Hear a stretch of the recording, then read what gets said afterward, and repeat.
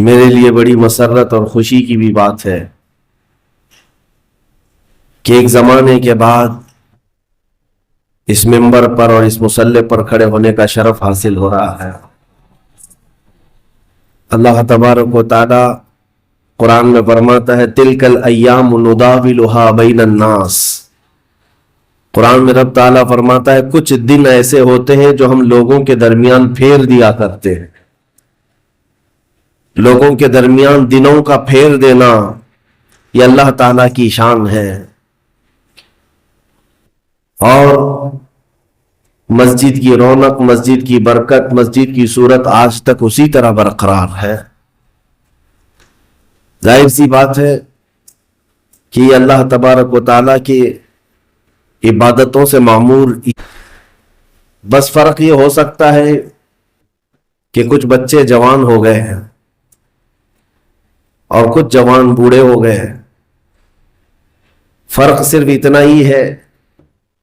باقی دین اسلام کا نظام کل جیسا تھا ویسا آج بھی ہے۔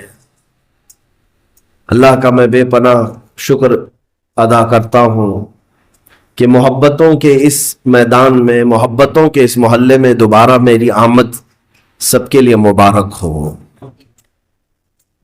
اور خصوصیت کے ساتھ مسجد کی سابقہ انتظامیہ، متولی و اراکین جماعت جن کا ہمارے سے بڑا پرانا تعلق رہا ہے، ان کی محبتیں اور ان کی شفقتیں ہمیشہ رہی ہیں، اور محلے کے اندر اللہ تعالیٰ سب کو اتحاد و اتفاق عطا فرمائے۔ مجھے دعوت دینے اور مجھے بلانے کا میں شکر گزار ہوں۔ آگے چند باتیں عرض کرتا ہوں رمضان کی آمد سے پہلے پہلے۔ قرآن میں رب تعالیٰ فرماتا ہے اے محبوب آپ فرما دیں حق آ گیا اور باطل مٹ گیا، اور باطل کو تو مٹنا ہی تھا، ان الباطل کان زہوقا۔ ہوتا یہ ہے کہ کسی طاقتور اور نشہ چڑھے ہوئے شخص کا حال یہ ہوتا ہے، تخت پر بیٹھے ہوئے شخص کا، کہ وہ ظلم کو یہ سمجھتا ہے کہ میں جو کر رہا ہوں وہ سب صحیح کر رہا ہوں۔ آج کے حالات یہ جو بتا رہے ہیں، بعض لوگوں کو ایسا لگتا ہے کہ وہ نہتے مسلمانوں پر یا نہتے مظلوموں پر جو کچھ بھی کر رہے ہیں وہ بالکل صحیح کر رہے ہیں۔ میں تاریخ کے اوراق آپ کے سامنے رکھوں۔ فرعون جس کا یہ اعلان تھا انا ربکم الاعلی، میں تمہارا سب سے بڑا رب ہوں، اور اپنی عبادت کرواتا، اپنے سامنے لوگوں کو جھکنے پر مجبور کرتا، اس کا زمانہ ایک طویل عرصے تک چلا، اس کی طاقت پر کوئی سامنے آنے کو تیار نہیں ہوتا، یہاں تک کہ صرف اس نے ایک رات خواب میں یہ دیکھ لیا تھا کہ آسمان سے ایک تارا ٹوٹا اور اس کے محل پر گرا جس سے آگ لگ گئی۔ دوسرے دن اس نے سارے نجومیوں کو جمع کیا اور پوچھا کہ اس کی تعبیر کیا ہو سکتی ہے، تو کئی نجومیوں نے بالاتفاق یہ تعبیر بتائی کہ عنقریب بنی اسرائیل میں ایک بچہ پیدا ہوگا جو تیری سلطنت کو تباہ و برباد کر دے۔ یہ تعبیر سننے کے بعد اس ظالم منحوس شخص نے اعلان کر دیا کہ آج کے بعد جو بھی بنی اسرائیل میں لڑکا پیدا ہوگا اس کا قتل ہو جائے۔ ناحق قتل کیا، اور اللہ تعالیٰ نے قرآن میں فرمایا یذبحون ابناءہم ویستحیون نساءہم، لڑکیوں کو زندہ چھوڑ دیا جاتا تھا اور لڑکوں کو مار دیا جاتا تھا۔ ایک سال کے اندر فرعون نے 12,000 بچوں کا قتل کیا، اس خوف سے کہ کوئی بچہ ایسا نہ پیدا ہو جائے جو میری سلطنت کو ہلا دے۔ وَمَا اللَّهُ بِغَافِلٍ عَمَّا يَعْمَلُ الظَّالِمُونَ، رب تعالیٰ فرماتا ہے ظالموں کے کاموں سے اللہ بے خبر نہیں ہے۔ وَمَكَرُوا وَمَكَرَ اللَّهُ وَاللَّهُ خَيْرُ الْمَاكِرِينَ، لوگ جو ہے دھوکے کے پلاننگ بناتے ہیں اور اللہ خفیہ تدبیر کرتا ہے، اور اللہ کی خفیہ تدبیر سب سے بھاری ہوتی ہے۔ یہاں تک کہ 12,000 بچوں کا قتل صرف اس ڈر سے کیا گیا کوئی بچہ ایسا نہ آ جائے جو میری سلطنت کو ہلا دے۔ دوسرے سال اور زیادہ کر دیا گیا، یہ بچوں کا قتل ہوتا رہا، قتل ہوتا رہا، ظلم کی ایک بڑی داستان اس نے لکھ دی، لیکن کیا وہ اپنی سلطنت بچا سکا؟ قادر مطلق کے فیصلوں پر قربان جائیں۔ جس بچے سے اسے خوف تھا کہ وہ میری سلطنت کو تباہ و برباد کر دے گا، وہ کوئی اور نہیں، وہ موسیٰ علیہ السلام کی شکل میں پیدا ہوئے، اور پیدا ہونے کے بعد بھی شان سے کہ اللہ تعالیٰ نے ان کی ماں کو حکم دیا کہ تم اپنے بچے کو ایک صندوق میں رکھ کر کے دریا میں بہا دو۔ بھلا ایک ماں پیدا ہوتے ہی اپنے بچے کو سمندر کی لہروں میں بہا دے گی؟ لیکن رب تعالیٰ فرماتا ہے وَرَبَطْنَا عَلَىٰ قَلْبِهَا، ہم نے ان کے دل کو مضبوط کیا، موسیٰ کی ماں کو۔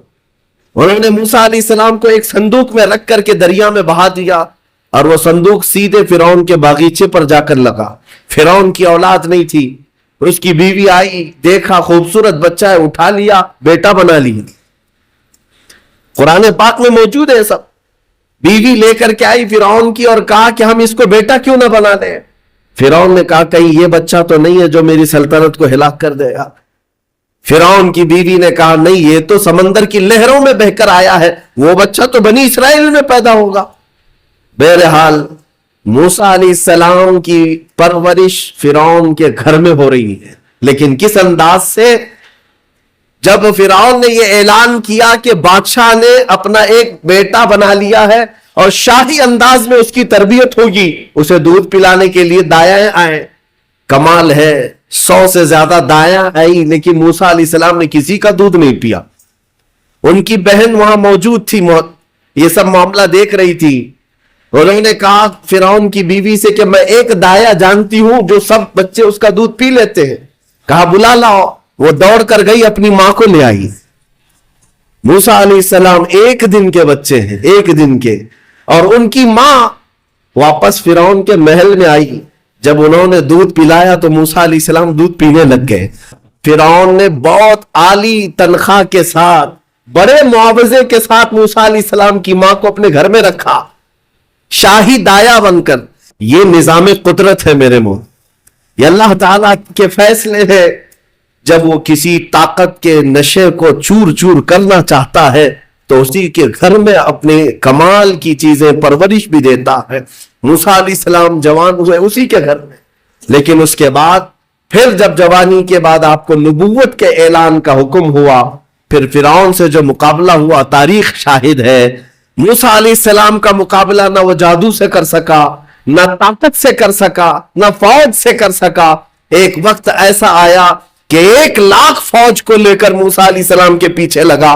موسیٰ علیہ السلام سمندر میں راستہ پیدا کرتے ہوئے نکل گئے۔ فرعون جب ان راستوں پر آیا، رب تعالیٰ فرماتا ہے ہم نے سمندر کو حکم دیا جیسا تھا تو ویسا مل جا۔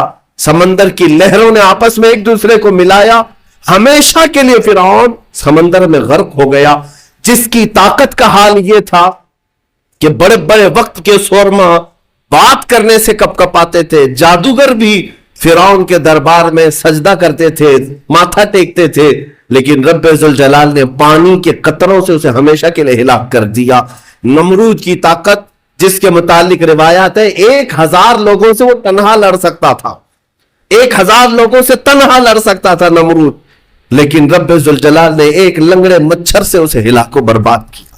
شداد، جس نے دنیا میں جنت بنا دی تھی، آپ کو اگر میں یہ تاریخ سناؤں تو حیرت ہوگی کہ ایک کشتی، میں آپ کو بتاتا ہوں، ایک کشتی میں سفر کر رہے لوگ، کشتی میں اچانک پانی چڑھ گیا اور دھیرے دھیرے کشتی ٹوٹ گئی اور طوفان کی نظر ہو گئی، جتنے تھے سب ہلاک ہو گئے۔ اس کشتی میں ایک ماں اور ایک بچہ، وہ بچہ صرف 4-5 دن کا تھا یا کچھ مہینے کا تھا۔ ماں جو ہے ایک تخت کو پکڑ کر کے اپنے بچے کو تخت پر لٹا دیتی ہے اور خود ڈوب جاتی ہے۔ اس کشتی میں کوئی موجود نہیں رہا، ایک بچہ 4 دن کا یا 6 دن کا، وہ تخت کے سہارے بہتے بہتے کنارے تک آ کر لگ گیا۔ ایک قافلہ وہاں سے جا رہا تھا، انہوں نے بچے کو زندہ سلامت دیکھ کر کے اٹھا لیا۔ آپ کو میں بتاؤں، وہ بچے کو لے جانے والے لوگ اپنے گھر پرورش کرتے ہیں، اور اس بچے کو ہی شداد کہا گیا ہے۔ وہ جو بچہ تھا جس کی ماں بھی مر گئی، سارا قافلہ ڈوب گیا، تنہا جو بچہ किसी के यहाँ कफालत में किसी के जेरे लगी रहा, वो शद्दाद था। और जब वो थोड़ा सा जवान हुआ, उसने एक फकीर को देखा या कुछ फकीरों को देखा, उनकी झोलियों से कुछ चीज गिर गई, वो सुरमेदानी थी या कुछ थी। रिवायात ये बताती है कि शद्दाद उस सुरमेदानी को उठाया और अपनी आंखों में लगाया तो उससे जमीन के खजाने सब दिखने लग गए, कहां कितना सोना है। वो इस तरह से खोदता था और सोने का मालिक बनता चला गया। इतना बना कि वक्त में उससे ज्यादा माल किसी के पास नहीं था। फिर उसने एक बार ऐलान ये कर दिया कि अब मैं जो है सारे दुनिया को पाल सकता हूं। उस वक्त एक दुर्वेश ने आकर के उससे कहा कि शद्दाद, तू अपने माल से ज़कात भी अदा किया कर, फुकरा और मसाकीन को भी दिया कर, अल्लाह ताला तुझे जन्नत अता करेगा। उसने कहा कौन सी जन्नत है, जन्नत क्या होती है? कहा जन्नत आली शान है, रब ताला की बनाई हुई, जिसकी एक ईंट सोने की तो एक ईंट चांदी की, जमीन जाफरान से बिछी हुई, बहुत खूबसूरत जन्नत का नजारा है। अगर तू खैरात करे तो अल्लाह तुझे वो भी अता करे। उसने कहा मार करके, ठट्टा मार करके कहा, है ऐसी भी कोई जन्नत होती है? उससे बेहतर जन्नत तो मैं दुनिया में बना दूंगा, तुम उस जन्नत की लालच मुझे दे रहे हो? इतना माल तो मेरे पास है कि मैं खुद बना लूं जन्नत। और उसने ऑर्डर दिया और अदन एक इलाका है, वहां पर जन्नत बनाने का हुक्म दिया। मौसम ढूंढा गया, ठंडा मौसम हो, बगीचे लगाए गए, दरिया बहा, उसके अंदर नहरें बहाई गई, और फिर सोने और चांदी की ईंटों से महलात तामीर किए गए। बरसों लग गए उस जन्नत को बनाने के लिए। फिर वो वक्त आया कि जब शद्दाद उसकी ओपनिंग के लिए अपने घर से निकला, अपने घोड़े पर सवार होकर, ताकत का नशा, दौलत का नशा, गुरूर कहां ले जा रहा है, दुनिया में जन्नत बनाया है। घोड़े पर बैठ करके जब अपनी बनाई हुई हाथों की जन्नत को इफ्तिताह के लिए पहुंचा, दरवाजे पर पहुंचा नहीं था कि घोड़ा ठोकर खाकर गिरा, और शद्दाद नीचे जैसे ही गिरा, चोट लगी और वही उसका दम निकल गया, ना अपनी जन्नत में कदम रख सका। उसी को इरम कहा जाता है।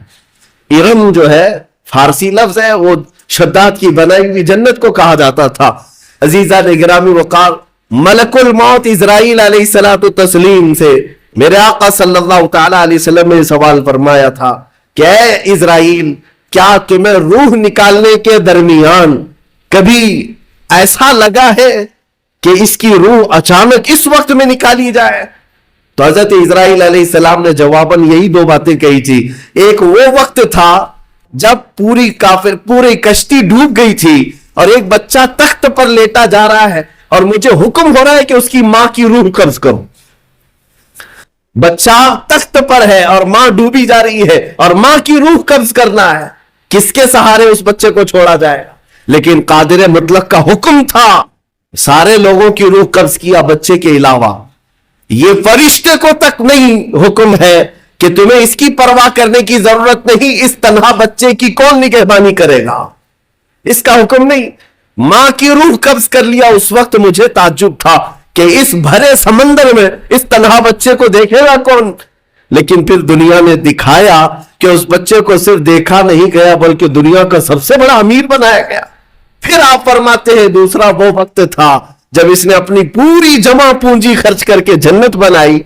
दरवाजे पर पहुंचने से पहले मुझे हुक्म हुआ कि उसकी रूह कब्ज कर ली जाए। अजीजा ने गिरामी वकार, रब्बे जुल जलाल के फैसले वो कादिर मुतलक महकम फैसले फरमाता है। बाज लोगों को ऐसा लगता है कि सब कुछ उन्हीं का है, अभी दुनिया तो उनके पास है, ताकत उनके पास है, तख्त है, सब कर ले जाएंगे। तुम्हें पता नहीं, कुरान में खुद मौला ने फरमाया, इन्ना बत्शा रब्बिक लशदीद, बेशक तुम्हारे रब की पकड़ बहुत सख्त है। जिस वक्त वो पकड़ करता है तो कोई आसपास छुड़ाने की ताकत भी नहीं रखता। इसी तरह की बात मैं आपके सामने ये भी अर्ज करूं, जुल्म जहां तक भी हो एक दिन अंजाम को पहुंचता है। कुरान में रब ताला फरमाता, इन्नमा युअखिरुहुम लियौमिन, हम जालिमों को थोड़ी ढील इसलिए देते हैं ताकि सारी निगाहें उनका अंजाम देख सके। जालिमों को अगर ढील मिलती है, जुल्म करने के लिए उन्हें आजादी मिलती है, तो इसका मतलब यह नहीं है कि वो जो कर रहे हैं अच्छा कर रहे हैं, बल्कि ये ढील उनके अजाबात में इजाफा करती है, उनके पकड़ की राहें और हमवार करती हैं। आपको मैं یہ بات بتا دوں کہ تاریخ میں ایک ایسا بھی نام آتا ہے جس کو ذکر کرتے ہوئے آج بھی لوگ ظلم کی آہٹ کو محسوس کرتے ہیں، وہ چنگیز کا نام ہے۔ ہلاکو چنگیز یہ وہ لوگ ہیں جنہوں نے کھوپڑیوں سے مینار تعمیر کر دیے تھے۔ ہاں، انسانوں کی کھوپڑیاں ان کے لیے کوئی اہمیت نہیں رکھتی تھی، بلکہ آج ایک جانور کو بھی مارنے سے آپ کے دل میں درد ہوگا، لیکن ان ظالموں نے انسانوں کی لاشیں بے حساب لگا کر رکھی تھی۔ بغداد کے دریائے دجلہ کو جنہوں نے خون سے لال کر دیا تھا، رحم نام کی کوئی چیز ہی نہیں تھی۔ چنگیز نے لاکھوں انسانوں کا قتل کیا، لیکن ایک وقت ایسا بھی آیا اس نے کئی علماء کو، بزرگوں کو قید کیا، قطار میں لگا دیا۔ یہ آخری وقت ہے۔ چنگیز کا دبدبہ اتنا تھا کہ وہ تقریباً آدھی دنیا کو فتح کرنے کے لیے چل پڑا تھا، آدھی دنیا، اور کوئی بادشاہ اس سے لڑائی کا سامنا نہیں کر پاتا۔ ایک وقت وہ آیا، 300 کے قریب علماء یا بزرگوں کو اس نے قید کیا، قطار میں لگایا اور جلاد کو بلایا۔ سب قطار میں، پہلی صف ہے، دوسری صف ہے، تیسری صف ہے، تو اس میں لائن سے قتل کرنے کا حکم تھا۔ تلوار اٹھاتا جلاد اور گردنیں مارتا چلا جاتا، ایسے لگتا جیسے یہ پلاسٹک کی یا کھلونے کی گردنیں اڑا رہے ہوں۔ انسانوں کے ساتھ اس طرح کھیلتے تھے۔ وہ گھوڑے پر بیٹھے اپنے کھلونے سے کھیلتا رہتا اور جلاد کو حکم دیتا اتنی گردنیں آج اڑا دو، اتنی گردنیں اڑا دو۔ جلاد جب گردنیں اڑا رہا تھا، 3 صفیں لگی ہوئی تھی۔ پہلی صف میں ایک بوڑھے شخص تھے، عمر دراز تھے۔ جب وہ پہلی صف کا قتل شروع ہوا تو جلدی سے دوسری صف میں آ گئے، پیچھے ہٹ کر کے دوسری صف میں کھڑے ہو گئے۔ وہ جلاد بھی دیکھ رہا تھا، چنگیز بھی دیکھ رہا تھا۔ پہلی صف پوری قتل ہو گئی، دوسری صف کا نمبر آیا۔ جب دوسری صف قتل ہو رہی تھی تو وہ بوڑھے میاں تیسری صف میں چلے گئے۔ ہوتا ہے کہ جتنا بچ سکے بچ لے، اور تدبیر کا حکم بھی ہے اللہ کی طرف سے۔ تیسری صف میں گئے تو 3 ہی تھی وہاں پر۔ چنگیز زور سے کہا مارا، دوسری صف پوری جب قتل ہو گئی، کہا کہ وہ بوڑھے بس آخری تھی، اس کے بعد کہاں جائے گا، اب کون بچائے گا؟ اس بوڑھے میاں نے زور سے کہا اب بھی اللہ ہے، اس کے بعد بھی اللہ ہے، یہ نہیں ہے کہ زندگی ختم ہو گئی۔ اس نے غصے کے مارے جلاد سے کہا کہ تیسری صف کو فوراً آن کے آن میں قتل کرو۔ لیکن تیسری صف کا قتل ابھی شروع ہی ہوا تھا کہ چنگیز کا گھوڑا اچانک بدک گیا، اس کا کھلونا ہاتھ سے گر گیا۔ جن چیز سے وہ کھیل رہا تھا گھوڑے پر بیٹھ کر، اچانک وہ کھلونا اٹھانے کے لیے جھکا تو گھوڑا اتنی تیز دوڑا، اتنی تیز کہ اسے سنبھلنے کا موقع نہ دیا، اور گھوڑا ایسا سرکش ہوا کہ چنگیز کو سر سمیت دوڑاتا ہوا، کئی پتھروں سے ٹکراتا ہوا دوڑتا دوڑتا رہ گیا۔ ساری فوج بے قرار ہے کہ بادشاہ کے ساتھ گھوڑا سر پر دوڑ رہا ہے، سب اسے بچانے کے چکر میں دوڑ پڑے۔ جلاد ہو کہ سپاہی ہو کہ وزیر ہو، گھوڑا کسی کے قابو میں نہیں آتا۔ جب مولا تعالیٰ تدبیر فرماتا ہے تو کس کے قابو میں آئے؟ اتنا دوڑایا کہ اس کا بھیجا باہر نکل آیا۔ چنگیز کا سر ٹکراتے ٹکراتے بھیجا باہر آ گیا۔ جب تک وہ دم نہ توڑ دیا، گھوڑا کسی کے ہاتھ میں نہیں آیا، اور اس کے بعد لوگوں نے قابو میں کیا، دیکھا تب تک تو اس کا خاتمہ ہو چکا تھا۔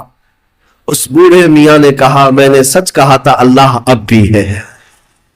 میرے عزیزوں، رب ذوالجلال قرآن پاک میں یہ ارشاد فرماتا ہے وَكَانَ حَقًّا عَلَيْنَا نَصْرُ الْمُؤْمِنِينَ، ہم نے اپنے اوپر لازم کیا ہے کہ مومنوں کی مدد کریں۔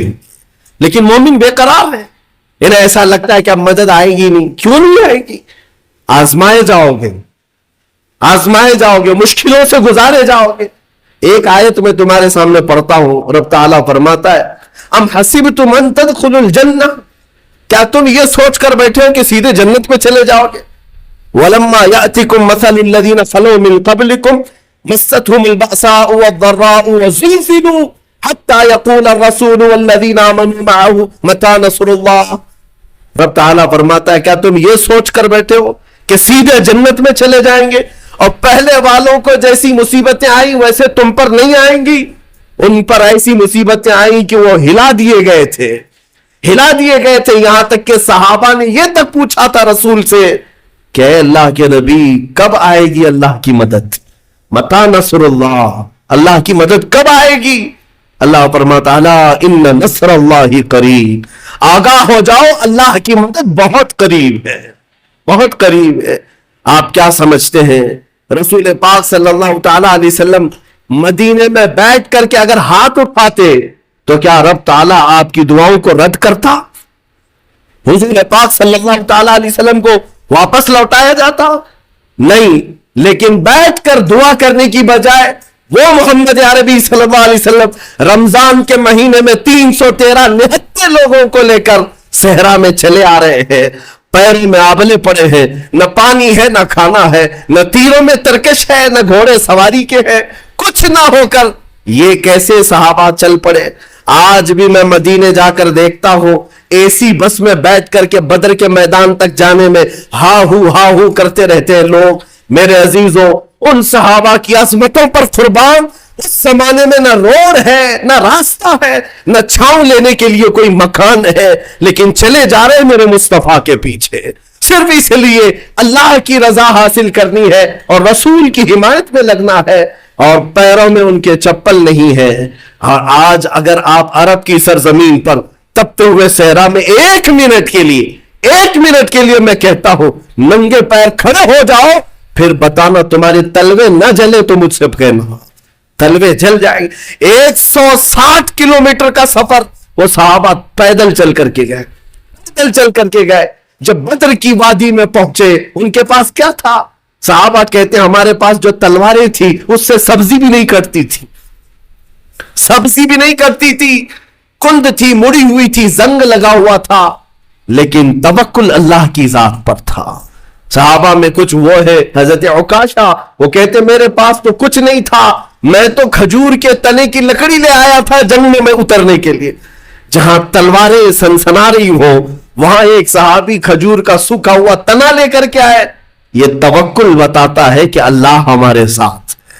عزیزان گرامی وقار، یہ سارے میدان میں اتر جانے کے بعد پھر میرے آقا دعا کرتے ہیں اے مولا ہم نے جو اپنی طاقت میں تھا وہ سب میدان میں اتار دیا، اب اگر تیری مدد نہ آئے گی تو پھر اس زمین پر سجدہ کون کرے گا، اس زمین پر عبادت کون کرے گا؟ یہ نہیں ہے کہ یہیں بیٹھ کر کوشش کچھ نہیں کرنی ہے، عمل کچھ نہیں کرنا ہے. دعاؤں کے اور اسی طرح کے مجمع میں بیٹھ کر کے ہم یہ کہہ دیں اے اللہ تو فلاں کو غارت کر دے، فلاں کو غارت کر دے. عزیزان گرامی، مومن کے لیے کہا گیا ہے کہ وہ عملی میدان میں اترے. میں آپ کو بتاتا ہوں، ایک شریف آدمی تھے مولوی صاحب، صوفی صاحب، کھیتی باڑی کرتے تھے اور گاؤں کے کئی لوگوں نے ملا کر کے صوفی صاحب کو ایک کھیت دے دیا تھا کہ آپ اللہ اللہ کرتے رہتے، آپ کا معاش بھی تو چلنا چاہیے، گھر بار بھی چلے. تو صوفی صاحب کو کھیت ملا، مولوی صاحب نے کھیتی باڑی تو کر لی، اس میں مکئی یا گیہوں جو بھی آئے، فصل جب آئی تو ظاہر سی بات ہے بیٹھتے تھے، ایک گدھا آتا تھا اور چر کے چلا جاتا. صوفی صاحب کیا تسبیح پڑھتے اے اللہ یہ گدھے کو برباد کر دے، اے اللہ یہ گدھے کو تباہ کر دے، یہ گدھے کو ختم کر دے، بیٹھے بیٹھے گدھے کو ختم کر دے، بیٹھے بیٹھے گدھے کو. وہ گدھا اپنا تو چلتا تھا، چلا جاتا تھا، ان کی تسبیح چلتی رہتی تھی. کچھ ان نوجوانوں نے دیکھا ارے میاں مولوی صاحب روز تسبیح لے کر کے بددعات کر رہے ہیں، گدھا آتا ہے اپنا کھاتا ہے چلا جاتا ہے. کئی دن تک دیکھا، آدھا کھیت تو گدھا کھا گیا تھا. تو پھر ایک دن ان نوجوانوں نے موٹے موٹے ڈنڈے لائے اور لا کر کے جس وقت گدھا آیا اس کی دھلائی شروع کر دی، اور گدھا اس کے بعد جو غائب ہوا پھر کھیت میں آیا ہی نہیں. ان نوجوانوں نے کہا کہ مولوی صاحب اگر تسبیح سے ہی سب کچھ ہو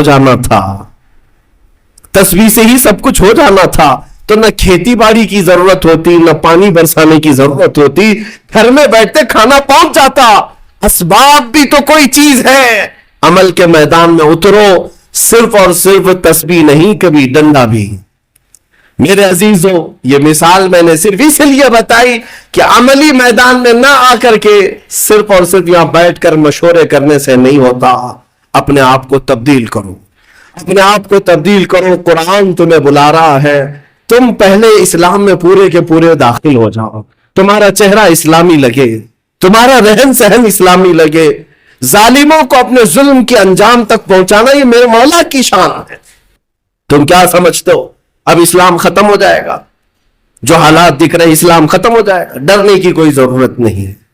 اس سے سخت حالات اس سے قبل بھی آئے ہیں, اور ایسے حالات آئے کہ اس وقت کسی کے پاس کوئی اسباب نہیں تھے. بغداد کے حالات ہم نے دیکھے. جب ہلاکو وہاں پر پہنچا تھا تو جانتے ہیں آپ, اس نے اتنے قتل کیے کہ ایک اذان دینے والا تک نہیں رہ گیا. وہ بغداد معلیٰ کو ایسا تباہ و برباد کیا. اس زمانے میں کچھ علماء کو قید کر کے لایا, اور جانتے ہیں دربار میں مزہ لینے کے لیے اس تتاری بادشاہ نے ایک عیسائی پادری کو بلایا اور کہا کہ ان کے نبی کی شان میں گالیاں دیں. وہ گالیاں دینے لگا.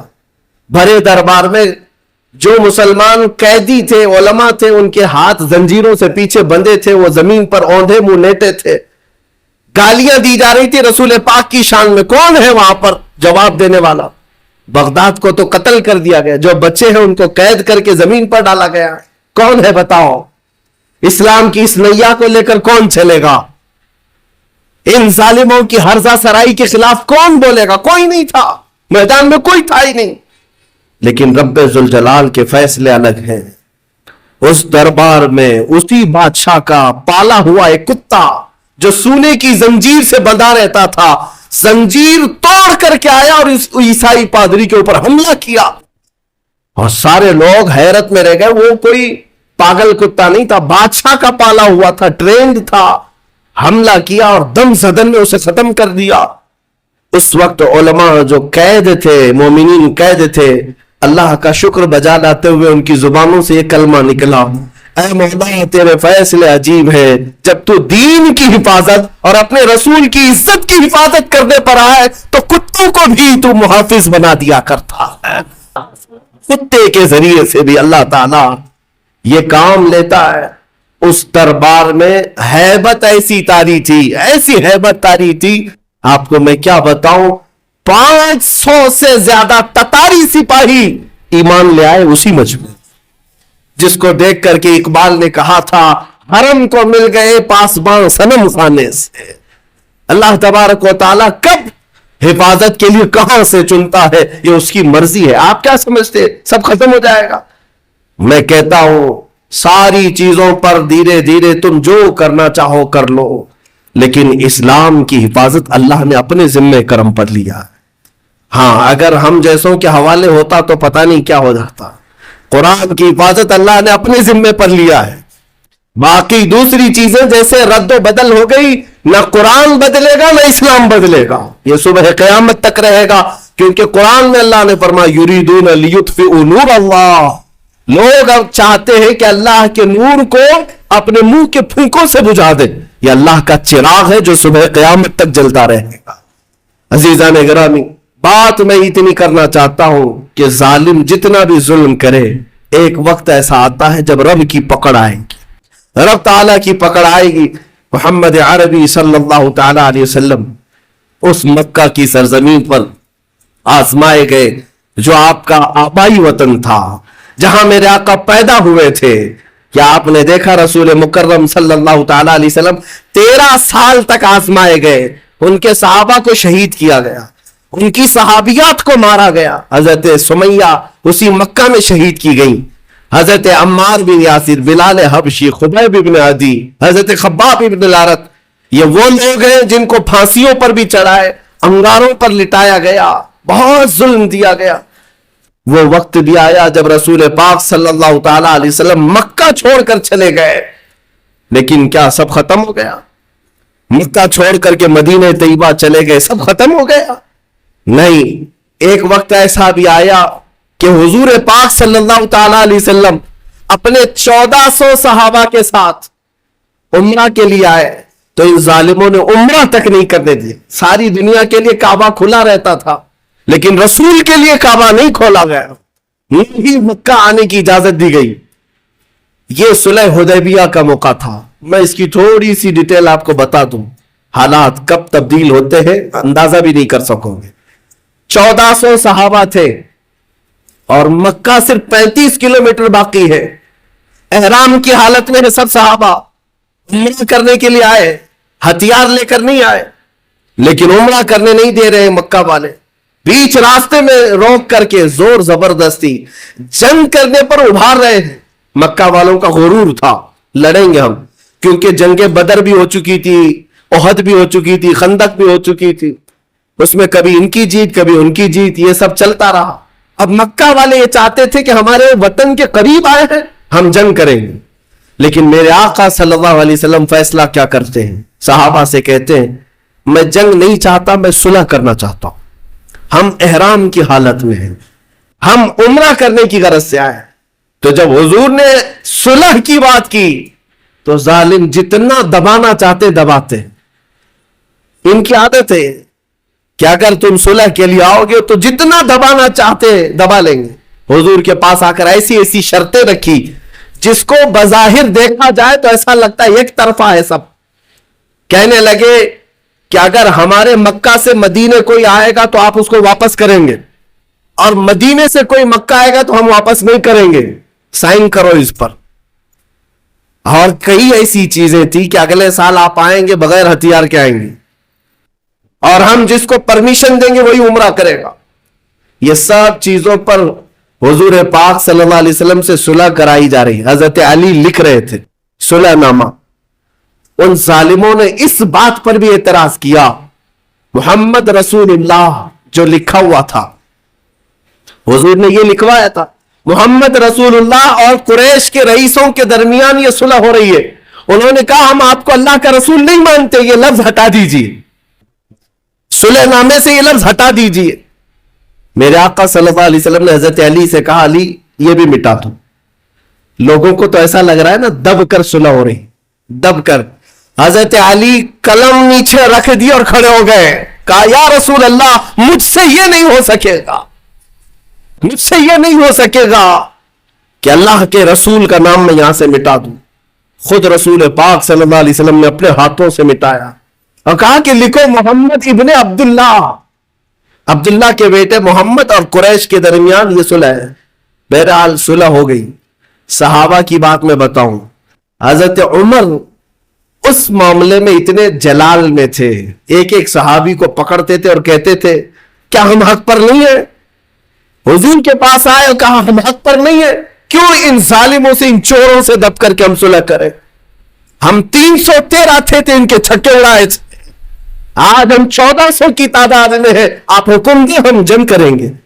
میرے آقا فرماتے ہیں عمر میری نگاہیں جو دیکھ رہی وہ تم نہیں دیکھ رہے, جنگ کی اجازت نہیں. حضرت عمر کو اس پر بھی صبر نہیں ہوا, پورے مجمع میں صحابہ کو جا جا کر کے ہلا رہے تھے. حضرت ابو بکر صدیق کے پاس آئے, انہیں پتا تھا حضرت ابو بکر صدیق کہیں گے تو حضور مان لیں گے. اس مجمع میں حضرت ابو بکر صدیق سے کہا ابو بکر دیکھو تو صحیح کیسے حالات آ گئے آج ہم پر, ان ظالموں ان کافروں کے درمیان ہم صلح کریں گے اور حضور پاک صلی اللہ علیہ وسلم کیوں ہماری بات نہیں مان رہے. لیکن صدیق اکبر کے ایمان کا معاملہ ہی الگ تھا. انہوں نے نہیں کہا ہاں عمر تم صحیح کہہ رہے ہو, بلکہ یوں کہا الزم غرضک یا عمر, اے عمر اپنی زبان سنبھال لو, تم جس کے بارے میں بات کر رہے ہو اللہ کا رسول ہے, وہ اپنے پیٹ سے فیصلے نہیں کرتے بلکہ وہ جو کرتے ہیں وہ وحی الہی سے کرتے ہیں. بہرحال صلح نامہ لکھا گیا, صحابہ احرام وہی کھول دیے اور چلے گئے, سر جھکائے گئے. آپ کو میں بتاؤں حالت ایسی تھی, یہ پہلا موقع تھا, پہلا موقع تھا. حضور پاک صلی اللہ علیہ وسلم باہر آئے, صحابہ سے کہا اپنے اپنے بال منڈا لو, عمرہ ہوا نہیں ہے لیکن بال حلق کر لو. ایک بار حضور نے فرمایا کوئی نہیں اٹھے. دوسری مرتبہ حضور نے پکار کر کہا سب اپنے اپنے بال منڈا لو, چلو مدینے چلنا ہے. کوئی نہیں اٹھے. तीसरी मर्तबा हुजूर ने फरमाया कोई नहीं उठे। नाफरमानी के लिए नहीं, सहाबा के दिल में उस वक्त तक ये इंतजार था कि अल्लाह का कोई हुक्म आएगा और जंग की इजाजत हो जाएगी। इंतजार में थे सहाबा, उठ नहीं रहे थे। हुजूर पाक गमगीन होकर अपने खीमे में आए। उम्मे सलमा हुजूर की ज़ौजा उस वक्त साथ में थी। हुजूर पाक ने फरमाया मेरे सहाबा ने आज तक ऐसा नहीं किया, आज मैंने 3 मरतबा पुकारा, कोई उठने को तैयार नहीं। हजरत उम्मे सलमा कहती या रसूल अल्लाह, वो भी आपकी मोहब्बत में नहीं उठ रहे हैं। ये नहीं है कि नाफरमानी है, बल्कि उन्हें इंतजार है शायद कोई और हुक्म आ जाए। और फिर मैं समझता हूं उम्मे सलमा रज़ियल्लाहु ताला अन्हा के बारे में कहा गया है सबसे ज्यादा अकल वाले मशवरे औरतों में किसी के थे तो वो उम्मे सलमा के थे। हजरत उम्मे सलमा ने कहा या रसूल अल्लाह, आप उनसे क्यों कह रहे हैं कि सर मुंडा लो, सर मुंडा लो। या रसूल अल्लाह, आप अपने खीमे से बाहर निकले, आप अपना सर मुंडा ले, अपना सर हलक कर ले। हुजूर पाक ने उनकी बात को तस्लीम किया और बाहर आए। जब अपना सर हलक कर लिया तो सारे सहाबा समझ गए अब इसके बाद कोई हुक्म बदलने वाला नहीं है। हुजूर ने कर दिया, हो गया खत्म, अब कोई हुक्म बदलने वाला नहीं, सब हलक कर लिए। मैं ये बात इसलिए कह रहा हूं कि हालात ऐसे बताते हैं कि हमें लगता है कि हम दब गए, हम मर गए, अब हमारा कुछ नहीं होने वाला है। लेकिन नबूवत के एजाज को तुम नहीं समझते।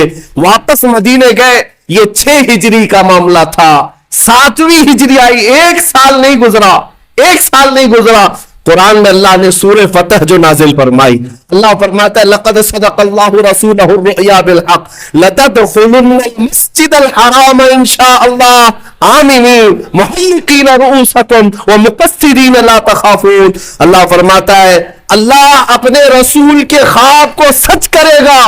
अन करीब अल्लाह चाहे तो ये सब के सब मस्जिद हरम में दाखिल होंगे, मस्जिद हरम में अमन के साथ दाखिल होंगे। ये आयत पहले नाजिल हुई, 7वीं हिजरी आई, मेरे आका दूसरे साल उम्रा के लिए निकले। इस वक्त 10,000 सहाबा साथ में थे, पिछले साल 1400 थे, 10,000 सहाबा साथ में थे। और जब गए तो मक्का के हालात ऐसे थे कि सब तितर बितर हो चुके थे, न कोई एक खानदान मुत्तहिद था, कुछ नहीं था। और हुजूर पाक की शान से आए कि न जंग हुई, न जिदाल, न कत्ल क़िताल, बल्कि 10,000 सहाबा शान शौकत के साथ हरम काबा में दाखिल हो रहे हैं। सहाबा का वो एजाज था कि कोई दीवारें चूम रहा है, कोई जमीन चूम रहा है और रब ताला की बारगाह में शुक्र बजा ला रहे हैं। कहते हैं ए मौला तेरी कुदरत के फैसले अजीब है। ये वो जमीन थी जहां हमें रस्सी डालकर खींचा जाता था और आज तो हमें हाकिम बनाकर इस जमीन पर ला रहा है। मौला करीम के फैसले अलग है। जब उस हरम में आए मेरे अजीजों, एक वक्त ये भी था, एक वक्त जब अय्यामे जहालत के मक्का के कयाम के दरमियान, अभी हुजूर हिजरत नहीं किए थे, एक दिन हुजूर आए थे खाने काबा में जाने के लिए। उस वक्त वो चाबी उस्मान बिन शैबा के पास रहती थी। उस्मान बिन शैबा कुरैश के एक मुअज़्ज़ज़ आदमी थे, लेकिन ईमान लाए हुए नहीं थे। हुजूर ने फरमाया उस्मान चाबी दे दो, मैं काबे के अंदर जाऊं। उन्होंने कहा तुम हमारा दीन छोड़ चुके हो, तुम्हें काबे में मैं अंदर जाने नहीं दूंगा। सारे बड़े लोगों को जाने की इजाजत थी, मेरे रसूल को नहीं। हुजूर पाक ने फरमाया उस्मान ठीक है, एक दिन आएगा ये चाबी मेरे हाथ में, मैं जिसे चाहूंगा उसे अता करूंगा। उस्मान कहते हैं कि उनकी बात से मुझे डर भी लगा और फिर सोच भी रहा था ये इतना बड़ा जुमला करे, आज हालत ऐसी है इनकी, इनके साथ जितने वो सब गरीब लोग हैं, मारे जाते हैं। बिलाल हबशी को देखो। और फिर जब वक्त ऐसा आया कि हुजूर हिजरत करके चले गए तो उस्मान कहते हैं अब तो सवाल ही नहीं आता कि काबे की चाबी उनके पास जाए। वतन छूट गया, घर छूट गया, साथी मारे गए, सब चले गए। लेकिन उस्मान बिन शैबा कहते हैं 7 साल के बाद जब हुजूर वापस आए और 10,000 सहाबा के साथ वापस आए, हरम काबा में दाखिल हुए तो सब कुछ बदल चुका था। काबे के दरवाजे के करीब जाकर मेरे आका ने पुकारा उस्मान बिन शैबा कहां है। वो आए, ईमान लाए नहीं थे, अभी काफिर ही है। चाबी लाकर मेरे आका से कहा कि आपने सच कहा था 7 साल पहले, ये चाबी आपके हवाले है। मेरे आका ने अपने हाथों से चाबी को खोला, काबे को और साफ किया और उसके बाद बाहर आए, कहा मैं ये चाबी अब उसको दूंगा जिससे कयामत तक कोई नहीं छीन सकेगा। फिर साहबा कहते हम सबको ये शौक था कि ये चाबी हमें मिल जाए। हजरत अबू बकर, हजरत उमर, कौन कौन बड़े बड़े साहबा शौक रखते थे कि ये चाबी हमें मिल जाए। मेरे आका सल्लल्लाहु अलैहि वसल्लम ने सारे मजमे में फिर से पुकारा, उस्मान बिन शैबा इधर आ जाओ, मेरे रब ने मुझे हुक्म दिया है जिसकी अमानत है उसे वापस लौटाया जाए। तुम्हारे खानदान में चाबी थी, तुम रखो। इतनी रहमत देख करके वो ईमान ले आए और मेरे साथ रसूल के सहाबा में दाखिल हुए। और आज 1400 साल गुजर चुके, चाबी आज भी उस्मान बिन शैबा की औलाद में ही है। कई बादशाह आए बदले, आए गए, लेकिन वो चाबी आज भी उसी खानदान में मौजूद है। दूसरी बात ये, फतेह मक्का के दिन लोग आपस में बात क्या कर रहे थे पता है? अल-यौम यौमुल मलहमा, आज चीतड़े उड़ाने का दिन है, आज गोश्त के टुकड़े उड़ेंगे, जितना इन्होंने जुल्म किया सबको दिखाया जाएगा।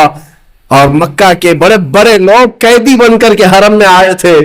मेरे आका सल्लल्लाहु अलैहि वसल्लम ऊंचे टीले पर खड़े होते हैं और उन सब मक्का वालों से पूछते हैं, तुम्हारा मेरे बारे में क्या ख्याल है, तुम क्या समझते हो? तो उन सब लोगों ने कहा, अंत करीम इब्न करीम इब्न करीम, हमने देखा है तुम भी शरीफ हो, तुम्हारे बाप भी शरीफ, तुम्हारे दादा भी शरीफ थे, तुम शरीफों की और करीमों की औलाद में से हो। मेरे आका ने सहाबा के नारे को बदल दिया जो कह रहे थे अल-यौम यौमुज़ ज़हमा, अल-यौम यौमुल मलहमा, आज गोश्त उड़ाने का दिन है, आज गर्दनें मारने का दिन है। मेरे आका ने फरमाया, सहाबा नहीं, अल-यौम यौमुर रहमा, अल-यौम यौमुर रहमा, आज रहम करने का दिन है, आज रहम करने का दिन है। इन जालिमों को मैं बताना चाहता हूं जो मेरे आका सल्लल्लाहु अलैहि वसल्लम की जात पर कीचड़ उछालते हैं, तुम्हें अगर छोटा तख्त भी मिले तो तुम सबसे पहले गरीबों का खून चूसते हो। आओ मेरे मुस्तफा के कदमों में, जिन्हें अल्लाह ने पूरी दुनिया की सल्तनत अता की, उनके अपने जानी दुश्मनों को मेरे मौला ने सामने खड़ा किया। लेकिन लाओ तारीख में एक मिसाल, जिस मोहम्मद अरबी ने अपने कातिलों को या अपने कत्ल करने के वाले मंसूबे बनाने वालों को एक ही दिन में सबको माफ कर दिया हो, सबको आजाद कर दिया हो, ये कहा हो इज़हबू अंतुम मुत्तलका, जाओ तुम आज सबके सब आजाद हो, सबके सब आजाद हो। एक शख्स ऐसा था सफवान जिसका नाम है, वो सब सोचता था कि नहीं, वो घोड़ा लेकर के दौड़ गया और समंदर में कूदने गया, इससे बेहतर है कि मैं मर जाऊं, मोहम्मद के हाथों में गुलाम नहीं बनूंगा। उसका करीबी दोस्त उमैर बिन वहब, वो सहाबी हो चुके थे, वो आए, उन्होंने देखा कि सफवान मेरा दोस्त खुदकुशी करने के लिए चला गया, दौड़े दौड़े गए और समझाया कि सफवान देव, मोहम्मद को जैसा बताया गया वैसे नहीं है, तू आ जा, तुझे माफ भी करेंगे और गले से भी लगाएंगे। उसने कहा सफवान ने कि मैं जंगे बदर में गया हूं उनके मुकाबले में, कई उनके साथियों को अपने हाथों से मारा हूं, खंदक में भी रहा हूं, उहद में भी रहा हूं, क्या वो मुझसे से को माफ करेंगे? हज़रत उमैर ने कहा तुझसे भी बड़ों को माफ करेंगे, तू आ तो चल मेरे साथ। सफवान ने कहा नहीं, मैं नहीं जा सकता, मैं समंदर में कूद कर खुदकुशी कर लूंगा। उमैर बिन वहब आए रसूल पाक के पास, कहा मेरा एक दोस्त है, सफवान है, खुदकुशी करना चाहता है, डर के मारे, ऐ अल्लाह के रसूल क्या आपकी तरफ से अमान है? हुजूर ने फरमाया मेरी तरफ से मुकम्मल अमान है। कहा कि क्या अलामत है कि मैं उसे कैसे बताऊं कि आपकी तरफ से अमान मिल गई? मेरे आका ने अपना अमामा मुबारक खोल कर दे दिया, अपना जुब्बा दे दिया, जाओ सफवान से कह देना मोहम्मद ने अपना अमामा उतारा है, अपना जुब्बा दिया है, तेरे लिए अमान है, वापस आ। दुनिया आज अमन सिखाने निकली है, ये जुल्म की दास्तान लिखने वाले आज पीस की बात करते हैं। मेरे मोहम्मद जैसा पीस न कभी पहले था न आज है। रसूल करीम सल्लल्लाहु तआला अलैहि वसल्लम ने जो अमन फैलाया है, कहां किस दास्तान में तुम ढूंढोगे उसको? जिन्होंने दफन होती बच्चियों को इतना बुलंद मकाम दिया कि उनके कदमों के नीचे जन्नत ला कर रख दिया, जिन्होंने बेवाओं को जलने से बचाया, जिन्होंने गुलामी की जंजीर से आजाद कराया, उस मोहम्मद अरबी पर अगर आज कोई उंगली उठाता है तो मैं कहता हूं इस जमाने का सबसे बड़ा नाजायज कुत्ता है, जिसे ये समझ ही नहीं है कि रसूल के अखलाक क्या है। मैं दावत देता हूं कि मेरे मोहम्मद को पढ़ लिया करो, रसूल पाक सल्लल्लाहु अलैहि वसल्लम को एक बार पढ़ लो, फिर तुम्हारा दिल कुशादा हो जाएगा, तुम्हारा दिल मोहब्बतों से भर जाएगा। हकीकत में किसी को अगर देखना हो कि हदीसें, किसी के अल्फाज دیکھ رہا ہوں میرے آقا کے دیکھے میرے عزیزوں اس محمد عربی نے یہاں تک کہہ دیا فی وجہ اخی کا صدقہ، اگر تم اپنے بھائی کو دیکھ کر مسکرا بھی دو تو ایک صدقے کا ثواب۔ کس نے رکھا یہ عمل؟ کس نے رکھا یہ عمل؟ تم مسکرا بھی دو دوسرے بھائی کو دیکھ کر صدقے کا ثواب ہے۔ نہ دھو فقیر کر کے مت رہو، چڑچڑا کر کے مت رہو، اپنے بھائیوں سے ٹھنڈا پیشانی سے ملو۔ میرے عزیزوں آج تمہیں حکم صرف اتنا دیا گیا مصافحہ کرو، معانقہ کرو، دل ملانا مولا کا کام ہے۔ یہ امن کا ماحول کس نے پیدا کیا؟ میرے رسول نے پیدا کیا۔ تمہیں پتا ہے جہاں لوگ گردنیں مارتے تھے وہاں اپنی بھوک اپنے بھائی کے لیے قربان کر رہے۔ ہاں گرم گوشت جن کے پاس آتا ہے صحابہ کھانے کو تیار نہیں، اس سے پہلے کہ میرا بھائی کھا لے۔ یہ امن کا معاشرہ کس نے بنایا؟ کس نے بنایا؟ پوری دنیا میں لا کر دکھاؤ۔ میں صرف اتنا کہنا چاہوں گا آج کے کہ اگر آپ نے میرے آقا کے اخلاق کی ترجمانی نہیں کی تو دوسروں سے کیا امید رکھو گے؟ دوسروں سے کیا امید رکھو گے؟ میں اس شاعر کے شعر پر اپنی گفتگو ختم کرتا ہوں۔ شاعر نے کہا ہے نہ ادھر ادھر کی بات کر، مجھے یہ بتا کہ قافلہ لٹا کیوں۔ نہ ادھر ادھر کی بات کر، مجھے یہ بتا کہ قافلہ لٹا کیوں۔ مجھے رہزنوں سے غرض نہیں، تیری رہبری کا سوال ہے۔ ڈاکو کیا کرتے ہیں اس سے مجھے کیا سرو کا؟ ڈاکو کا کام ہے ڈاکہ ڈالنا، چور کا کام ہے چوری کرنا، لیکن میں آپ سے سوال کر رہا ہوں کہ آپ کیا کر رہے تھے؟ آپ لٹنے کیوں دے رہے تھے؟ آپ خاموش کیوں بیٹھے تھے؟ میرے عزیزوں اس شعر کا مطلب یہ ہے کہ اگر تم اپنے گھر کی حفاظت کے لیے فکر مند نہیں تو چوروں کو بلیم کرنا چھوڑ دو۔ تم اگر اپنے گھر کی حفاظت کے لیے سیریس نہیں تو ڈاکوؤں کو دوشی ٹھہرانا چھوڑ دو۔ ڈاکو تو ڈاکہ ڈالے گا، چور چوری کرے گا۔ شرط یہ ہے کہ تم اپنے گھر کی حفاظت کرو، تم اپنے دین کی حفاظت کے لیے اپنے آپ کو بدلنے کو تیار نہیں، سارے الزامات تو دشمنوں پر ڈالتے ہو۔ تم نے اپنے آپ کو حضور کے اخلاق میں لانے کے لیے ایک بار بھی تیاری نہیں دکھائی، پھر دوسروں پر کیا دوش رکھتے ہو؟ تمہیں اپنے لباس بدلنے کی فکر نہیں، اپنا چہرہ بدلنے کی فکر نہیں، اپنی تعلیم اچھی کرنے کی فکر نہیں، دوش کسی اور کو کیوں ٹھہراتے ہو؟ اسی لیے میں کہتا ہوں مجھے رہزنوں سے غرض نہیں، تیری رہبری کا سوال ہے۔ تم آؤ دامن مصطفیٰ میں۔ میرے مصطفیٰ کریم صلی اللہ علیہ وسلم کے اخلاق سے بڑھ کر دنیا میں کسی کے اخلاق ہے؟ قرآن جن کے اخلاق کی گواہی دیتا ہے وہ چھوڑ کر اگر ہم دوسروں کے چرنوں میں جائیں گے تو پھر حال یہی ہوگا ان کے جو ہم غلام تھے خلق کے پیشوا رہے، ان سے پھرے جہاں پھرا پھر آئی کمی وقار میں۔ صرف شرط اتنی ہے اے سنی مسلمان، ہمیں کرنی ہے شہنشاہ بطحا کی رضا جوئی، ہمیں کرنی ہے شہنشاہ بطحا کی رضا جوئی۔ وہ اپنے ہو گئے تو رحمت پروردگار اپنی، اگر حضور کی طرف تو متوجہ ہو گئے تو بس ساری دنیا تمہاری ہے، اقتدار تمہارا ہے۔ شرط یہ ہے ادخلوا فی السلم کافہ، پورے کے پورے مسلمان ہو جاؤ، پورے کے پورے مومن ہو جاؤ، پورے کے پورے غلام مصطفیٰ ہو جاؤ۔ حضور پاک صلی اللہ علیہ وسلم کے دربار کی طرف بڑھ کر کے تو دیکھو، دنیا تمہارے تلوے نہ چھومے تو پھر بات کرنا، دنیا تمہارے سامنے جھکے نہ تو پھر بات کرنا۔ اس لیے کہ مولا کا قانون ہے، وہ عزتیں اسے دیتا ہے جو اس کے نبی کی غلامی کرتی ہے، وہ عزتیں انہیں نوازتا ہے جو اس کے نبی کے شہدا ہوتے ہیں۔ میرے عزیزوں آج یہ منبر، آج یہ محراب مجھے اس لیے نہیں دیا گیا کہ میں کسی بڑے باپ کا بیٹا ہوں، یہاں صرف اس لیے کھڑا کیا گیا ہے کہ محمد عربی کا غلام ہے۔ اس کے علاوہ کون سی نسبت ہے ہمارے پاس؟ کون سی نسبت ہے ہمارے پاس؟ کیا ہمارا لباس دیکھ کر کے، کیا ہمارا چہرہ دیکھ کر عزت کی جاتی ہے؟ نہیں، اچھے اچھے چہرے والے ہیں، اچھے اچھے لباس والے، بڑے بڑے پیسے والے ہیں، یہ جو عزتیں ہیں پلکیں بچھائی جاتی ہے محمد عربی کی غلامی کا صدقہ ہے۔ ہاں اسی بات پر آپ بھی آ جاؤ، یہ ناز یہ انداز ہمارے نہیں ہوتے، چھولی میں اگر ٹکڑے تمہارے نہیں ہوتے، روشن میری قسمت کے ستارے نہیں ہوتے، جب تک کہ مدینے سے اشارے نہیں ہوتے۔ بے دام ہی بک جائیے بازار نبی میں، اے مسلمانوں بے دام ہی بک جائیے بازار نبی میں، اس شان کے سودے میں خسارے نہیں ہوتے۔ جب تک بکے نہ تھے تو کوئی پوچھتا نہ تھا، یا رسول اللہ تم نے خرید کر ہمیں انمول کر دیا۔ مولا سب کی عزتوں کی حفاظت فرمائے، اسلام و سنیت کا بول بالا فرمائے، اور تمام برے منصوبوں کا منہ کالا فرمائے. مولا ہماری جماعت کو اتحاد و اتفاق عطا فرمائے. ہماری صفوں میں مولا تعالیٰ قوت حیدری عطا فرمائے, شجاعت فاروقی عطا فرمائے. مولا تبارک و تعالیٰ ہمیں صحابہ کا صدقہ عطا فرمائے, اولیاء کے قدموں کی نسبت عطا فرمائے, اور ہم سب کو کاٹنے والوں کو مولا کیفر کردار تک پہنچائے. رب ذوالجلال اس آخری شعبان کے جمعے میں ہم سب کی دعائیں قبول کر کے ہمیں رمضان تک کی زندگی عطا فرما. وآخر دعوانا الحمدللہ رب العالمین.